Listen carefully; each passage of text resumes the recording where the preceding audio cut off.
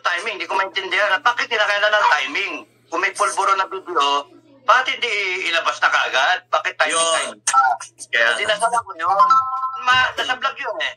Dinasalan ko yun. And then, the next day, na parang napanaginipan ko yung constitutional provision na pagka Vice President, nag-take over and nag-serve ng unfinished term, unexpired term ng Presidente na incapacitated, namatay, na nakulot na tawag doon, na impeach o kaya nag-resign o kaya tinanggal ng taong bayan.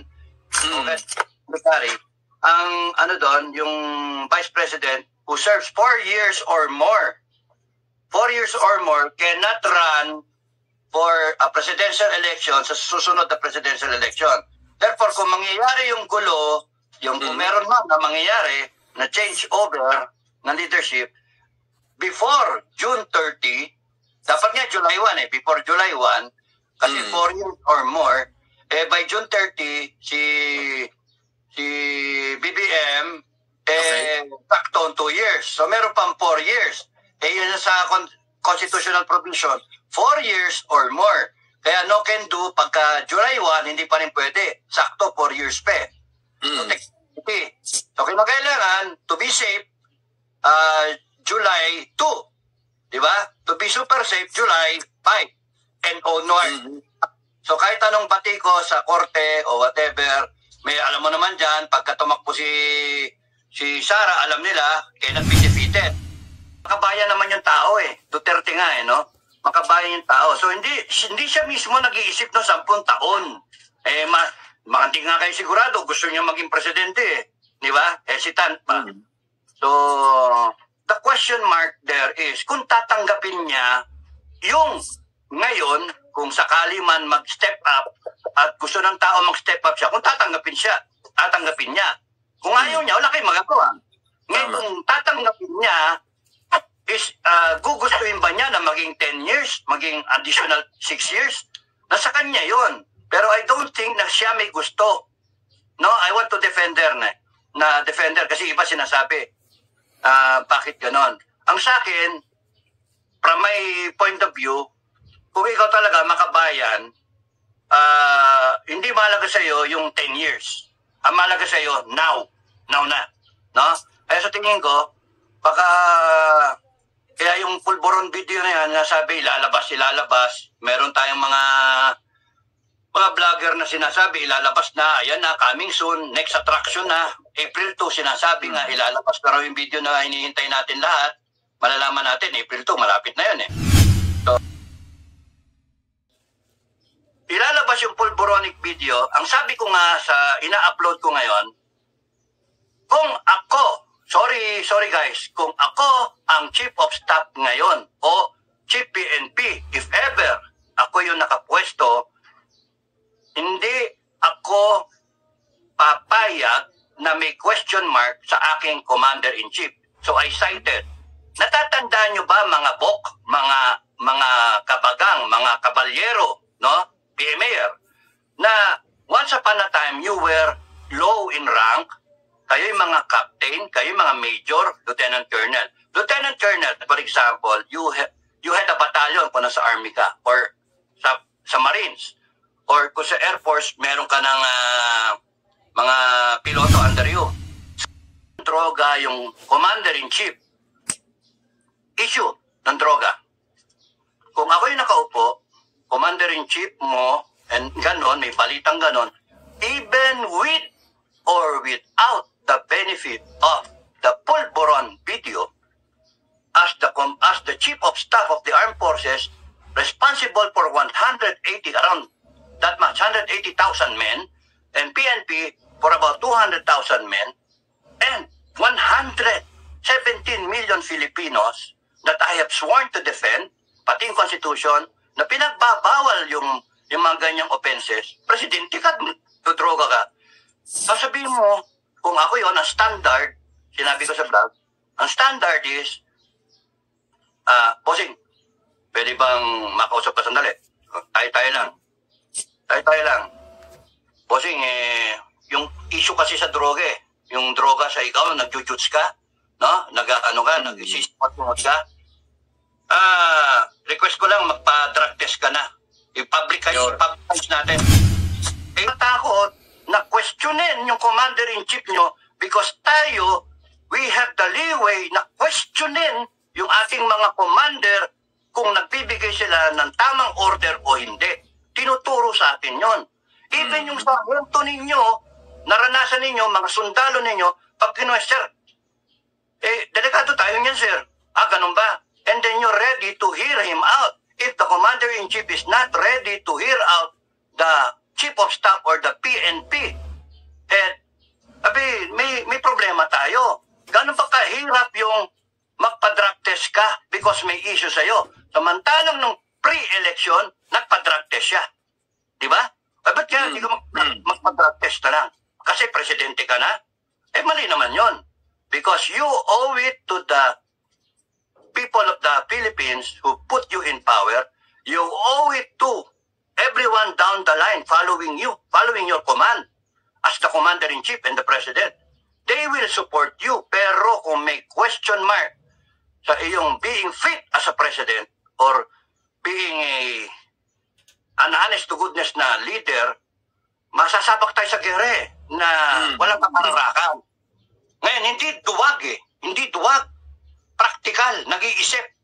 Yun ang kinakailangan natin mga commander, nag-iisip. Nag-iisip kung ano ba talaga yung sinumpaan ko na protect the people, protect the constitution, protect the government. No?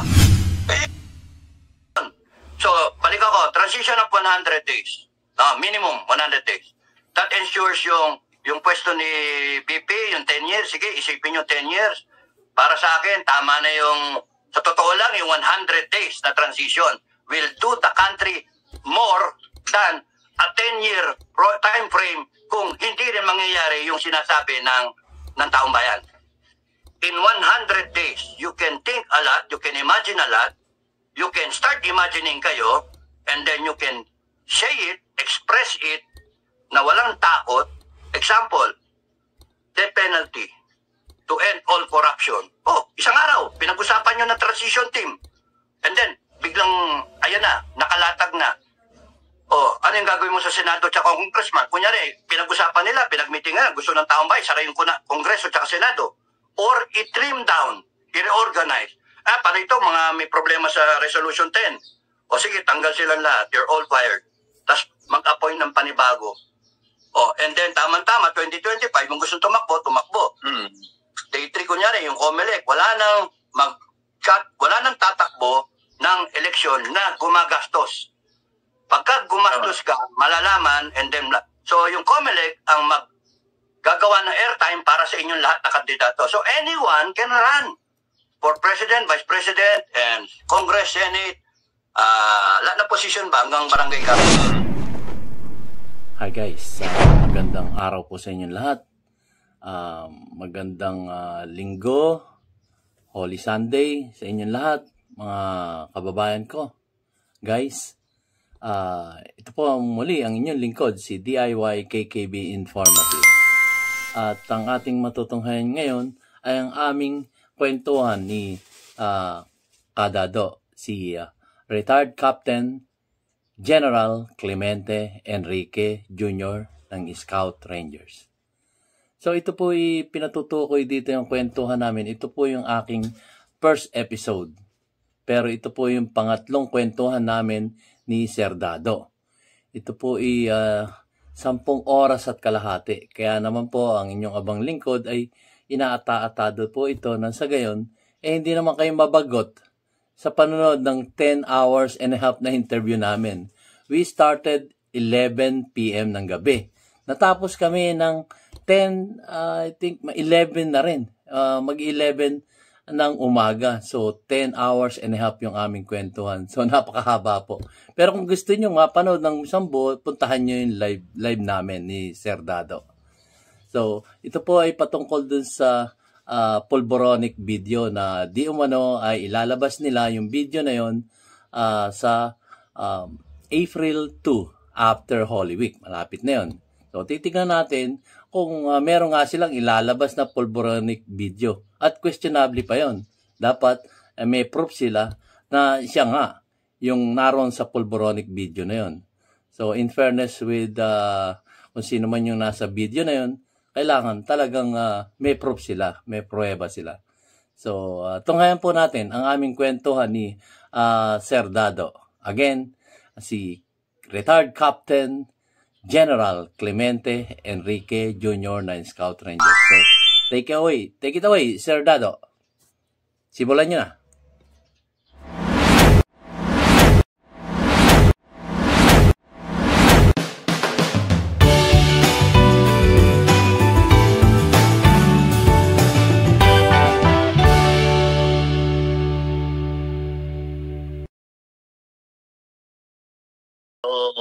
Eto, kasama ko na naman si Sir Dado, ang ating Captain General Clemente Enrique Jr. ng Captain General ng taong bayan to. Baka marami nang naasar sa akin sa active kasi Captain General sasabihin, there's no such. Hindi naman siguro sila may inggit na ganun. Kami yung nagbigay sa inyo ng rango na yan. Kaming taong bayan na Captain General talaga. Yun. Okay. Yun. So, Payat ako dito sa screen mo ha? Payat ako dito sa screen. Payat ka. Baka hindi ka nakakain. Nakakain. Hindi, tsaka ang dami mong alam ko, ang dami mong busy ka kasi, yun nga, yung inaantay rin ng taong bayan yung Declaration 1 to 19 hindi ko alam kung maraming nagtatanong, bakit maraming nagko-comment sa ko doon sa mga videos ko na sabi nila, Sir, ba't hindi nyo pa simulan ng kasi naiinip na ang taong bayan. Huwag na nating antayin pa yung sinasabi ng iba dyan na baga sila lang ang makikinabang. Taong bayan na nasisikil na. Yun mga komento nila yun, Meron pa ka nag-comment sa akin, Luke, na Sir, di ba kayo nagsabi ng timing? Ako pa ngayon may kasalanan, no? Hindi, sa totoo lang, dilinawin lang na tinigil yung timing sa iba. Tapos, anong timing? Hindi ko maintindihan. Bakit kinakailan ng timing? Kung may pulburo na video, bakit hindi ilabas na kagad? Bakit timing? Dinasalan ko yun. Nasa vlog yun Dinasalan ko yun. And then, the next day, na parang napanitinipan ko yung constitutional provision na pagka Vice President, nag-take over and nag-serve ng unfinished term, unexpired term ng presidente na incapacitated, namatay, na nakunod na tawag doon, na impeach o kaya nag-resign o kaya tinanggal ng taong bayan. Okay, ang doon, yung Vice President who serves 4 years or more cannot run for a presidential election sa susunod na presidential election. Therefore, kung mangyayari yung gulo, kung meron man na mangyayari na change over ng leadership, before June 30, dapat nga July 1 before July 1, kasi 4 years or more, by June 30, si BBM, sakto 2 years. So meron pang 4 years. Yun sa constitutional provision, 4 years or more. Kaya no can do, pagka July 1, hindi pa rin pwede. Sakto, 4 years pa So kinakailangan, to be safe, July 2. Diba? To be super safe, July 5 and onward. So kahit anong bati ko sa korte o whatever, may alam mo naman dyan, pagka tumakbo si Sara, alam nila, cannot be defeated. As if elections are conducted now, cannot be defeated. Anyone who is thinking na labanan siya, nasisira ng bait. No? Unless yung taong bayan talaga ang pero malabong yan. So ang pinaka way na lang is to beat her by legality, which is 4 years or more. So pagka siya na-proclaim ngayon, kung sakasakali, nakunod, kung na-proclaim siya at minala si BBM, mag-a-apply sa kanya yung 4 years or more. Therefore, 4 years lang siya na magiging president, and sa 2020, di na siya pwede. So, nung nalaman ko, nabasa ko yung Constitution, na-review ko, yan ang sinasabi pala, kaya nila ayaw ilabas pa yung pulburon, timing. That's why, timing. And piniportahan ko yon. Kasi isa ko sa naniniwala kay BP na may kakayanan. Number 1 na public servant, number 1 yung kanyang institusyon, yung agency niya, sa DepEd, at mataas yung consistently yung rating niya. So ano ba naman yung maging 10 taon? Okay lang. Pero come to think about it now, kung talagang para sa iyo, knowing Sara, no, the way, not personally, pero the way I see her as a person, makabayan naman yung tao Duterte nga no? Makabayan yung tao. So hindi siya mismo nag-iisip ng 10 taon. Hindi nga kayo sigurado, gusto niya maging presidente Di ba? Hesitant pa. So, the question mark there is, kung tatanggapin niya yung ngayon, kung sakali man mag-step up, at gusto ng tao mag-step up siya, kung tatanggapin niya. Kung ayaw niya, wala kayong magagawa. Ngayon, kung tatanggapin niya, is gugustuhin ba niya na maging 10 years, maging additional 6 years? Nasa kanya yon. Pero I don't think na siya may gusto. No, I want to defend her na defender kasi iba sinasabi bakit ganon. Ang sa akin, from my point of view, kung ikaw talaga makabayan, hindi mahalaga sa iyo yung 10 years. Ang mahalaga sa iyo now na, no? Kaya sa tingin ko, baka kaya yung pulburon video na yan, nasabi ilalabas, meron tayong mga vlogger na sinasabi, ilalabas na, ayan na, coming soon, next attraction na, April 2, sinasabi nga, ilalabas na raw yung video na hinihintay natin lahat, malalaman natin, April 2, malapit na yun So, that's Tuesday, more or less, no? Yes. Next week. So, hintayin natin. Sinasabi naman ni Lady Maharlika, na soon to, ilalabas na, sigurado daw, napanood na nga niya, na in-screen, share screen ng kanyang kausap, na kanyang ka-video call siguro, kanyang ganito, na in-interview, sige, eto, pakita ko sa'yo. Then, napanood niya. So, I trust them. I will take their word for it. Kasi hindi naman sinungaling yung mga yan So, at makabayan lang yung mga yan, no? So, sila Banat Bay, Panateros, Maharlika, they all mean well para sa bayan. Okay, so ilalabas nila. Ngayon ang question niya, binlag ko, bakit ilalabas? Ano meron? Kasi June 30, kung consistent sila, yung lahat na nakapaligid kay BP Sara, kung yun ang iniisip, huwag nyo balang sisisihin. Lahat na nakapaligid na loyal sa kanila, na inaano is may timing, kasi June 30, huwag nyo sisihin na, walang yan to, pinapaboran yung 10 years kasi makikinabang sila. No. They just think about it na gusto nila maganda para sa bayan. Ako rin, ganun din. Kung ako nasa paligid niya, sip-sip din ako, sabihin ko, hindi, 10 years tayo. Hintayin niyo yung June 30. Pero there's a way of doing it better. Now na, ilabas nyo, and then magkaroon tayong transition. Yun lang yun. And then proclaim her kung kailan siya dapat i-proclaim. Pabor ako sa transition kasi pwede natin ilatag, taong bayan ang maglatag kung ano ang gusto nating mangyari. Rather than abruptly, BP Sara take charge, take over. Knock on wood. Na patunayan na talagang unfit si BBM, delikado, may question mark kasi talagang may pulboronic video, kunwari, yung ganun ba? And then, yung armed forces at PNP, hindi natin alam kung anong gagalaw nila. So, even if that happens, succession by constitutional provision,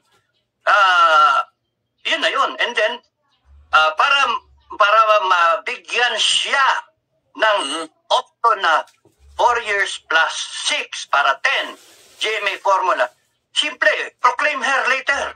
Ganun lang. Transition muna tayo. And then, ilatag natin lahat ng gusto nating mangyari para meron tayong guideline sa kanya. Wala siyang magagawa kung hindi ipatupad yun. Kasi yun ang gusto ng taong bayan. Di ba mas maganda? Kaya, I'm going to blog about it. In fact, nasimulan ko na. maganda dito, matinig din sa iyo, na yung 100 days transition, option 6, we're not sponsoring it to happen. We are discussing it, I'm saying it as an option do sa mga concern. Kasi 7 option yun 7 senaryo, 7 options na option 1, status quo, yun yung nangyayari sa atin yan. Option 2, call a friend, hello PP, ano ka pa ba? Uniteam ka pa ba? Oo, uniteam pa ako. So meron, option 1, option 2. Option 3, yung sinasabi ni Bantao, BBM resign. Hindi mangyayari yun. Hindi mangyayari yun. Siya yung inalal ko. And yun yung storyline ng mga vlogger na nag-pro BBM. I don't know kung mag-pro BBM kaya tayo, bro. Pero ganito, Sir Dado, ito. Bayad doon. Mukhang pera ka na tayo. Anyway, kasi yung future generation natin, di ba? Ayoko nun. So, option 4, hindi siya nag-resign, pero siya pinag-resign. Tinanggal siya physically ng men in uniform. Kasi yung men in uniform, sinunod yung taong bayan. Yung option 5, nililinaw ko lang ulit option 5, he will defend his term. Probably not in Malacanang, with a few loyal armed people, dun sila sa Ilocos. Yun yung pinaka-turf nila. So, madali yun. Divided lang yun So, option 5 yun. Option 6 is magkaroon ng parang junta type na transition government. Yun yung sinasabi ko ngayon na kung mag-option 6 ang mga player, no? Hindi naman tayo kasama dun Kaya mag-isip na lang ako, kung mag-option 6 yung mga player, merong transition council, I would like to call it transition council o transition na nandoon ang AFP chief, nandoon ang PNP chief, kung sino man sila, mareretire na si General Acorda sa 31st. Kung ma-extend si General Acorda, then he might be part of that transition team. And then, kung sino man yung mga pangalan doon, supposedly represented bulk of the Filipinos. So pwedeng ang una kong offer, ang una kong iniisip, religious groups. Catholic Church, CBCP, isa, dalawa, ganon. And then 86% kasi Catholic, Roman Catholic. So nandiyan pa yung ibang Catholic, yung ibang Protestant groups o whatever. I don't know yung classification nila. JIF, El Shaddai, KOJC, sino pa ba? And then yung mga Muslim brothers natin, dapat represented din sila. ARMM. Kung pwede rin yung mga taga-CAR na mga natin. Or yung NCIP head. Kung sino head dati, o yung ngayon, mista ko yung NCIP head dati, si Kapuyan. No? So that easily represented lahat ng ethnic groups sa Pilipinas. So that kumbaga walang maagarbyado kahit papano, walang maagarbyado, and then isusundin nila yung agenda ng taong bayan. So paano ngayon papasok yung agenda ng taong bayan? From now hanggang April 9, I'm sorry, I will not make a guideline. I will not make a guideline na lang because I believe that it is better that you people of the Philippines dictate or narrate or express yung sa loobin ng utak ninyo at ng puso ninyo, kayo ang magsabi ano ang gusto nyo. Now, if it is a transition of 100 days, pasok na pasok doon si BP Sara na mahinog kung nakunod again, kung siya ay mag-i-step up. Kung malakas BBM, hindi siya mag-step down because he's still the legal presidential then he will remain in power and finish his term, di ba? So this exercise is nothing. Tama? Exercise in in trial lang ba? Pero kung sakaling ilalabas yung pulboronic video, ang sabi ko nga sa ina-upload ko ngayon, kung ako, sorry guys, kung ako ang chief of staff ngayon o chief PNP, if ever ako yung nakapwesto, hindi ako papayag na may question mark sa aking commander-in-chief. So I cited. Natatandaan nyo ba mga bok, mga kabagang, mga kabalyero, no? PMAR, na once upon a time you were low in rank, kayo yung mga captain, kayo yung mga major, lieutenant colonel. Lieutenant colonel, for example, you had a battalion kung nasa army ka, or sa Marines, or kung sa Air Force, meron ka ng mga piloto under you, squadron. Yung PNP, ganun din. Meron ka ng area na pinapamunuan. Ibig sabihin, meron ka ng tao sa ilalim mo, meron kang boss sa itaas mo. Now, kunyari yung boss mo, nagsabi sa'yo, kung PNP ka, sinabi sa'yo, yung mga waiting na yun, papasukin nyo lang, ha? Nung ganun ba? Okay, yung mga droga mo, papasukin mo lang, ha? Akong bahala. Sagot ko yan. Yan, si Mr. Tamukyo, sagot ko yan. Kaibigan ko yan, kumpare ko yan. Kaya, walang question yan. Ikaw naman, magkakamot ka. Sir, droga yan eh. Yeah. Pinapasok niyan, droga. You make a statement as a younger officer or as a subordinate to your immediate commander. Ganon din yung Lieutenant Colonel, Battalion Commander ka, nagsalita yung Brigade Commander mo na Colonel, going to General na yon, yung Brigade Commander. Sabihin sa'yo, bukas, alas 8, atake.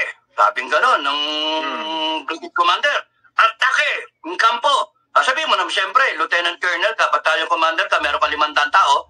Sir, question, meron ba kaming artillery support? Sabihin sa'yo, mahal ang bale. Meron ba kaming tanggol? Walang gasolina eh. Meron ba kaming combat air support? Ayun, ginagamit ni General yung aeroplano, yung helicopter eh. Pambiyahe-biyahe, nag-island hopping. Kaya anong meron ako sa'yo? Wala. Yung skill ng tao mo, mga ranger naman kayo eh. Edi, sir, may statement. Pwede ba sa gabi? Pwede ba sa gabi kami matake para may laban yung bata? Sir, umaga, alas 8, patay kami dyan. Mamamatay yung tropa ko. 500 yan, mamamatay. Ako magsusulat ng mga, baka mamatay din ako dyan kasi I will lead them. Ako susulat ng mga letter sa mga pamilya niyan. You make a statement as the subordinate officer to your commander na pwedeng magkamali. Pwedeng nagkakamali. Kaya nga nagkakaroon ng top-down, bottom-up, line of communication, magkaintindihan kayo. Hindi pa naman pinapatupad ang mission. Pero, obey first before you complain, di ba? Yun nga eh. Maraming ganon. Pagka nilabas na yung OPORD na pag-isipan na yon, sumunod ka na lang. Griping ka, oo. So, later on, pagka nagkapatay-patay, tsaka mo siya pagalitan. Magreklamo ka. Mag-court-martialan kayo kung gusto nyo. Now, ngayon, balik tayo. Kung may issue ng droga yung commander-in-chief, issue ng droga. Kung ako yung nakaupo, commander-in-chief mo, and ganon, may balitang ganon, even with or without the benefit of the Pulveron video, as the Chief of Staff of the Armed Forces, responsible for 180, around that much, 180,000 men, and PNP for about 200,000 men, and 117 million Filipinos that I have sworn to defend, pati yung Constitution, na pinagbabawal yung mga ganyang offenses, presidente ka, droga ka. Sasabihin mo, kung ako yun, ang standard, sinabi ko sa vlog, ang standard is, bossing, pwede bang makausap ka sandali? Tayo lang. Bossing, yung issue kasi sa droga yung droga sa ikaw, nag-jujuts ka, no? Nag-isismot ka. Request ko lang, magpa-drug test ka na. I-publicize natin. AFP tsaka PNP, dapat ganon. Yun yung standard. Why? Because you cannot go running around all over the place, all over the world na biyahe-biyahe ka, ipag-usap ka kung kani-kanino about foreign policy, yung magsasalita ka regarding China, na may pagkabangag ka. Hindi, question mark. Kaya, bossing, commander-in-chief ka, with all due respect, pero susundin ka namin, hanggang sa makamatayan, susundin ka namin, patay kung patay. Pero ayaw ko lang i-orderan mo kami kasi bangag ka eh. Yung trip mo lang, masama gising mo eh, nag-away kayo ni First Lady eh. Tapos nun o-orderan mo kami, girahin yung China. Ano ka? Matadama yung buong Pilipinas. Kaya, request, nag-coordinate na kami ni PNP. Kung ako yon, that should be the standard. Huwag kayong matakot na questionin yung commander-in-chief nyo because tayo, we have the leeway na questionin yung ating mga commander kung nagbibigay sila ng tamang order o hindi. Tinuturo sa atin yon. Even yung sargento ninyo, naranasan ninyo, mga sundalo ninyo, pag sir, delikado tayo niyan, sir. Ganun ba? And then you're ready to hear him out. If the commander-in-chief is not ready to hear out the chief of staff or the PNP, may problema tayo. Gano'n ba kahirap yung magpa-drug test ka because may issue sa'yo? Samantalang nung pre-election, nagpa-drug test siya. Di ba? Ba't kaya hindi ka magpa-drug test na lang? Kasi presidente ka na? Mali naman yon. Because you owe it to the people of the Philippines who put you in power. You owe it to everyone down the line following you, following your command as the commander-in-chief and the president. They will support you. Pero kung may question mark sa iyong being fit as a president or being an honest to goodness na leader, masasabak tayo sa gere na walang kapararakan. Ngayon, hindi duwag Hindi duwag. Praktikal, nag-iisip. Yun ang kinakailangan natin mga commander, nag-iisip. Nag-iisip kung ano ba talaga yung sinumpaan ko na protect the people, protect the constitution, protect the government. No? Teka muna, may mali. Para mawala yan, bossing, mawala yung, Mr. Commander-in-Chief, mawala yung issue na yan, pag-drug test ka. Sabahan kita. Sabahan kita. May 3 days pa naman May 3 days pa. Wala na yan. Kaya nga, doon sa vlog ko, bro, ang sabi ko, kung ako man yan, kung ako masunod, sorry, pero yun yung karakter ko, bro, no? Sorry, mga Omet Browner, sorry, tsaka si General Acorda. Sorry, mga guys, no?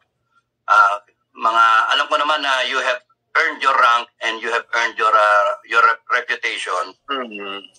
Ayokong diktahan kayo, pero I'm just stating yung aking side if I was in your position kasi pinag-isipan ko, bakit nga ba yun? Bakit ako matatakot sa commander-in-chief ko?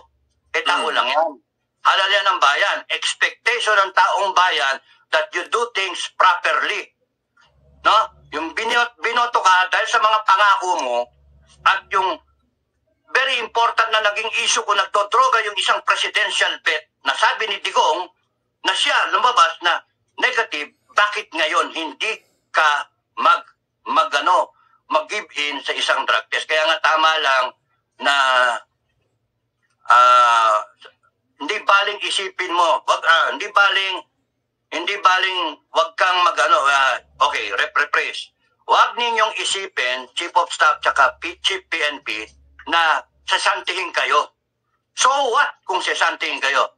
Anyway, you have reached the pinnacle of the command, being Chief of Staff and Chief PNP. But you would be doing something right per standard. Something right per standard. Academy standard. Diba? Integrity. Diba? Loyalty to the Philippine. Courage. Sa tapang nyo sabihin nyo sa Commander Chief, bossing, naintindihan ko para sa iyo naman to Para sa iyo, drug test ka. Samahan ka namin. Kung ayaw mo, bitbiting ka namin. Bitbiting ka namin, drug test tayo. Para sigurado. Because kung mag-negative yan, di ba puntos para kay BBM? Puntos sa kanya. Ngayon, lumabas kunyari yung pulboronic video. Magtalo ngayon yan. Negative siya. Properly, walang dayan. And then dito, may pulboron video. They can always say, I am sorry. Parang GMA, I am sorry. Diba? Kung yung Duterte... Nakalimutan pa ng tao, tapos, kumbaga, pinatawad pa ng tao si PGMA noon. Nakalimutan na rin yun, di ba? Pagka-sorry niya, nakalimutan din. Nakalimutan yun. Tsaka tignan ninyo, kung meron tinatawag na GMA formula, yung kabila, if we are neutral about it, yung kabila may GMA formula, 9 years. So ngayon, baka 10 years, no? Dito, sabi mo naman, may GMA sorry. O, diba? Sorry. Parang GMA, standard nila. Kaya, Kasi kung magkaroon man ng drug test, ay, alam mo, sa totoo lang, kung matuloy itong transition, isa naman yun sa demand ng tao. Ako ilalagay ko yun na pagka natanggal na si BBM, kunyari, nakunod. Kung kunyari, ma-reverse yung situation, bumaba si BBM, na-force siya pababa, pumanik si BP Sara, ang isa sa demand ng taong bayan, para mawala yung duda, pa-drug test siya publicly. Kahit wala na siya sa posisyon, pa-drug test siya. Yan ang huling ng taong bayan. O, isa yun. So, balik ako, transition of 100 days. Minimum 100 days. That ensures yung pwesto ni BP, yung 10 years. Sige, isipin yung 10 years. Para sa akin, tama na yung, sa totoo lang, yung 100 days na transition. Okay guys, so yun, pag-uusapan namin dun sa susunod, gagawin ko siyang episode 2, yung transition government. So, pinahapyawan ko lang kayo nung nangyayari dun sa sinasabi nilang di umano pulboronic videos. So guys, hanggang dito lamang po at ako po ay muna ay magpapasalamat sa aking mga viewers at lalong-lalo na sa aking mga subscribers na patuloy na sumusuporta sa ating YouTube channel DIY KKV Informative. Maraming salamat po sa inyo. Abangan nyo po yung episode 2 kasi 10 and a half hours po ito ng aming third part ng kwentuhan namin ni Sir Dado. So maraming salamat po guys. See you on my next vlog.